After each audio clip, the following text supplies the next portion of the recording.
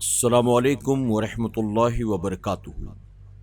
میرے پیارے آقا علیہ الصلوۃ والتسلیم کے پیارے دیوانوں، خاتون جنت حضرت فاطمۃ الزہرا رضی اللہ تعالیٰ عنہا کی کنیزوں، عورتوں کی حکایات اس درس کے 45ویں ایپیسوڈ میں آپ تمام کا استقبال ہے۔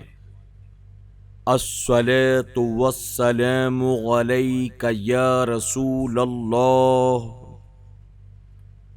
الصلاۃ والسلام علیک یا حبیب اللہ، الصلاۃ والسلام علیک یا نبی اللہ، وعلی آلک واصحابک یا نور اللہ، صلی اللہ تعالی علیہ وسلم۔ حکایت نمبر 82۔ شرافت و عصمت۔ فرہنگ اصفیہ اردو کی ضخیم لغت کے نام سے اردو کا کون پڑھا لکھا ناواقف ہے؟ اس کے مصنف اس کے دیباچے میں اپنے گھر کی آتش زندگی کا حال زار لکھتے ہیں کہ ذکر 8 فروری 1912 کی شب کا ہے اور مصنف کی اہل خانہ اس وقت جچہ خانہ میں تھی۔ جب آدھے گھر کے قریب جل چکا تو اس کے دھوئیں اور آگ کی لپٹوں نے جھنجھوڑ کر جگایا۔ اتنے میں گھر والی کو خبر ہوئی۔ وہ پہلے تو تنہا صحن تک آئی، پھر اپنے بچے کو لینے اندر چلی گئیں، پھر اسے گود میں اٹھا کر غسل خانے میں آ کھڑی ہوئیں۔ اس وقت آگ لگ جانے کا شور مچ گیا۔ 2-4 پاس پڑوس کے آدمی اندر آ گئے۔ ہم نے اپنی گھر والی سے ہر چند کہا دروازے میں آ جاؤ، مگر یہی جواب ملا کہ غیر مردوں کی آواز آ رہی ہے، ہم کیوں کر آئے؟ اس ہٹ سے ہمیں اس وقت بہت بڑا رنج ہوا۔ خیر وہ آگ بالآخر کیوں کر بجھی اور جچہ اور بچے کی جان بچنے کی کیا صورت نکلی، اس سارے قصے سے اس وقت بحث نہیں۔ ہمارے آپ کے کام کی چیز عبرت کے آخری فقرے ہیں۔ خطرہ کوئی معمولی یا دور کا نہیں، بلکہ جان پر بن گئی تھی، اپنی جان پر بھی اور بچے کی جان پر بھی۔ شوہر خود آواز دے کر مردانہ حصے میں بلا رہے ہیں۔ اس پر پردہ نشین خاتون کی عصمت پرستی کا یہ عالم ہے کہ اپنی اور اپنے بچے کی جان جل جانا منظور، دونوں کا آگ کے شعلوں میں بھسم ہو جانا منظور، لیکن یہ گوارا نہیں کہ عصمت کی انتہائی اور اعلیٰ معیار پر کوئی ہلکی سی بھی آنچ آنے پائے۔ سبق: اسلامی شرافت و عصمت اور شرم و حیا کا یہ واقعہ سچی مسلمان عورت کا کردار ہے۔ جل جانا منظور مگر غیر مردوں کی آواز سننا نامنظور۔ اس واقعے کے پیش نظر آج کل کی ماڈرن عورتوں کا کردار دیکھ کر ایک سچے مسلمان کا دل جل اٹھتا ہے۔ انہیں عزت و شرافت کی خاطر جل جانا منظور تھا، انہیں میک اپ کر کے بن ٹھن کر باہر ننگے منہ پھر کر جلانا منظور ہے۔ پہلی عورتیں جل جانے کے خطرے کے باوجود غیر مردوں کی آواز نہیں سننا چاہتی تھیں، اور یہ ماڈرن عورتیں پارٹیوں میں جا کر غیر مردوں کی آوازیں سنتی ہیں اور انہیں اپنی آواز سناتی بھی ہیں، اور یہ نہیں تو ٹیلی ویژن پر پرائے مردوں کی آوازیں سن کر خوش ہوتی ہیں۔ وہ شریعت کی اجازت کے باوجود باہر نہیں نکلتی تھیں، یہ شریعت کی ممانعت کے باوجود گھر نہیں بیٹھتی۔ اس مکان کو اتفاقاً آگ لگ گئی جو بجھ بھی گئی، مگر اس آزادی کی آگ نے گھر گھر آگ لگا رکھا ہے جو ہر دم پھیل رہی ہے، بجھنے کا نام ہی نہیں لیتی، اور یہ آگ ایسی خطرناک ہے کہ جس سے جان بھی جاتی ہے اور ایمان بھی باقی نہیں رہتا۔ یہ جو آزادی ہے اس سے بھاگ تو، یہ جو آزادی ہے اس سے بھاگ تو، اپنے گھر میں مت لگا یہ آگ تو۔ دیوبندی حضرات کے حکیم الامت مولانا اشرف علی تھانوی کی کتاب بہشتی زیور، حکایات اولیاء اور ان کے ایک ماہنامہ پیام حق کراچی میں لکھی ہوئی عورتوں کی 3 حکایات۔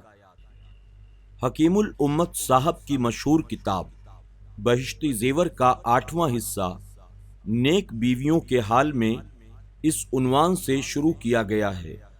اس سلسلے میں ایک حکایت درج ہے جس کا عنوان ہے حضرت سری سختی کی ایک مریدنی کا ذکر۔ حکایات اولیاء بھی جناب اشرف علی تھانوی کی تالیف ہے، جس میں ایک حکایت درج ہے جس کا عنوان ہے بزرگوں کی عقیدت مند عورت۔ پیام حق یہ ماہنامہ ہے جو مسلک دیوبند کا ترجمان ہے۔ اس کا شمارہ اکتوبر 1945 ہمارے سامنے ہے۔ اس میں ایک حکایت درج ہے جس کا عنوان ہے گجری۔ لیجئے یہ تینوں حکایات یکے بعد دیگرے سنیے۔ حکایت نمبر 83، حضرت سری سختی کی ایک مریدنی کا ذکر۔ ان بزرگ کے ایک مرید بیان کرتے ہیں کہ ہمارے پیر کی ایک مریدنی تھی۔ ان کا لڑکا مکتب میں پڑھتا تھا۔ استاد نے کسی کام کے لیے بھیجا، وہ کہیں پانی میں جا گرا اور ڈوب کر مر گیا۔ استاد کو خبر ہوئی، اس مریدنی کے گھر گئے اور صبر کی نصیحت کی۔ وہ مریدنی کہنے لگی، حضرت آپ یہ صبر کا مضمون کیوں فرما رہے ہیں؟ انہوں نے فرمایا، تیرا بیٹا ڈوب کر مر گیا۔ تعجب سے کہنے لگی، میرا بیٹا؟ انہوں نے فرمایا، ہاں تیرا بیٹا۔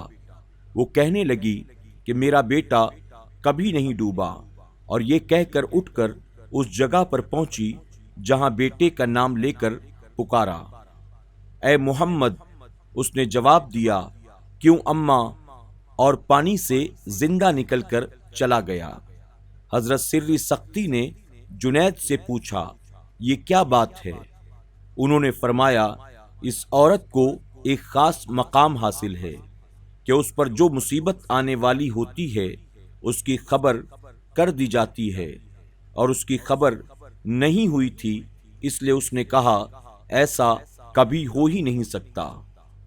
فائدہ: ہر ولی کو جدا جدا درجہ ملتا ہے۔ کوئی یہ نہ سمجھے کہ مجھ پر کیا گزرنے والا ہے، اللہ تعالیٰ کو اختیار ہے، جس کے ساتھ جو برتاؤ چاہے وہ کرے، مگر پھر بھی بڑی کرامت ہے اور یہ برکت ہے خدا و رسول کے تابع داروں کی۔ اس میں کوشش کرنی چاہیے، پھر خدا تعالیٰ چاہے تو یہی درجات دیں یا بڑا دے دیں۔ Bahishti Zewar, page number 61۔ سبق: حکیم الامت صاحب کی لکھی ہوئی اس حکایت سے آج کل کی بدعقیدگی کے جملہ جراثیم ہلاک ہو جاتے ہیں۔ ایک تو یہ کہ پیری مریدی کے خلاف بولنا ایک خطرناک جراثیم ہے جسے حکیم صاحب نے اس حکایت سے مار ڈالا۔ دوسرا یہ کہ کسی ولی میں یہ طاقت نہیں کہ وہ مرے ہوئے انسان کو زندہ کرے۔ اس مہلک جراثیم کی حکیم صاحب نے ایک مریدنی کے پکارنے سے ڈوب کر مرے ہوئے بیٹے کا زندہ باہر بلا لینے کا ذکر کر کے ہلاک کر ڈالا۔ تیسرا یہ خطرناک جراثیم کہ غائب اور مردے کو یہ کہہ کر پکارنا شرک ہے۔ مریدنی نے اپنی نزا سے غائب بیٹے کو اے محمد کہہ کر پکارنے کا ذکر کر کے اس جراثیم کو بھی ہلاک کر دیا۔ گویا حکیم صاحب کی یہ حکایت بدعقیدگی کے جراثیم کو ہلاک کرنے کا مفید نسخہ ہے۔ یہ بھی معلوم ہوا کہ اللہ کے مقبول بندوں کو آنے والے حالات کا پہلے سے علم ہو جاتا ہے، پھر منبع علم و حکمت سے اور سارے نبیوں کے علوم سے بھی زیادہ علم رکھنے والے آقا و مولا حضور اکرم صلی اللہ علیہ وسلم کے متعلق یہ لکھنا اور کہنا کہ انہیں تو کل کی بھی خبر نہ تھی اور دیوار پیچھے کا بھی کوئی علم نہ تھا۔ فلاں چیز کا انہیں علم نہ تھا اور فلاں بات سے وہ بے خبر تھے، یہ گمراہی نہیں تو اور کیا ہے۔ حکیم صاحب سے یہ لکھ کر اس مریدنی کو ایک خاص مقام حاصل ہے۔ اس پر جو مصیبت آنے والی ہو، یعنی جو آئندہ ہونے والی بات ہو، اسے خبر کر دی جاتی ہے۔ یہ کمال خدا و رسول کے تابعداری سے حاصل ہوتا ہے، اور آج بھی اگر کوئی خدا و رسول کی تابعداری کرے تو اس سے بھی زیادہ درجہ مل جاتا ہے۔ تو خدا کے رسول کی تابعداری سے آئندہ کے حالات کا علم ہو سکتا ہے، تو پھر نبی اور رسول کے علم غیب سے انکار کرنا سب سے بڑی جہالت ہوئی یا نہیں؟ میرے پیارے آقا علیہ الصلوۃ والتسلیم کے پیر دیوانوں، خاتون جنت حضرت فاطمۃ الزہرا رضی اللہ تعالیٰ عنہا کی کنیزوں، آج کے درس میں بس اتنا ہی۔ انشاءاللہ کل کے ایپیسوڈ میں اشرف علی تھانوی صاحب کی لکھی ہوئی اور دو حکایت سماعت کریں گے۔ آپ تمام سے گزارش ہے ہمارے ساتھ بنے رہیں اور ان ایپیسوڈز کو آپ زیادہ سے زیادہ اپنے دوست احباب کے ساتھ بھی شیئر کرنے کی ضرور کوشش کریں۔ السلام علیکم ورحمۃ اللہ وبرکاتہ۔